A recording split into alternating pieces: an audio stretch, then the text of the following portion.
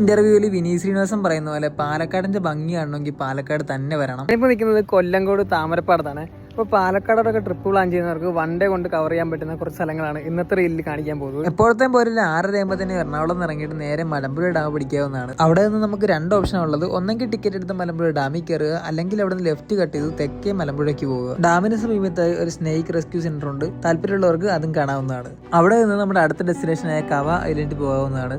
മഴക്കാലത്തായിരിക്കും ഈ സ്ഥലങ്ങളൊക്കെ കുറച്ചുകൂടെ ഭംഗിയിൽ നിങ്ങൾക്ക് കാണാൻ പറ്റുക. അത്യാവശ്യം ട്രക്കിംഗ് ഒക്കെ ഇഷ്ടപ്പെടുന്ന ആൾക്കാരാണെങ്കിൽ പല്ലശ്ശേരി വാമലൂടെ വിസിറ്റ് ചെയ്യാൻ മറക്കരുത്. ഒരു പാറയുടെ മേളിൽ സ്ഥിതി ചെയ്യുന്ന ഈ ഒരു അമ്പലത്തിൽ നിന്നുള്ള വ്യൂ അടിപൊളിയാണ്. പക്ഷെ കയറി വരിക എന്നുള്ളത് അത്ര ഈസി ടാസ്ക് അല്ല. നമ്മുടെ അടുത്ത ഡെസ്റ്റിനേഷൻ എന്ന് പറയുന്നത് കൊല്ലങ്കോടാണ്. ഏകദേശം 100 വർഷം പഴക്കമുള്ള ഈ കാണുന്ന നെൽക്കളവും ആൽമരങ്ങളാൽ പൊതിഞ്ഞു നിൽക്കുന്ന കർപ്പൂസാമ്പി ടെമ്പിളും ഒക്കെ കൊല്ലങ്കോടിന്റെ പ്രത്യേകതകളായി പറയാവുന്നതാണ്. അവസാനമായി താമരപ്പാടത്ത് വന്ന് ഇതേപോലെ ഒരു സൺസെറ്റിംഗ് കണ്ട് നിങ്ങൾക്ക് വീട്ടിലേക്ക് മടങ്ങാവുന്നതാണ്. പാലക്കാടോട്ട് ട്രിപ്പ് പ്ലാൻ ചെയ്യുന്ന ആൾക്കാർ മഴക്കാലത്തോ അല്ലെങ്കിൽ വിന്റർ സീസണിലോ പ്ലാൻ ചെയ്യുന്നതായിരിക്കും കുറച്ചുകൂടെ നല്ലത്. സമ്മർ ഒട്ടും പ്രിഫറബിൾ അല്ല.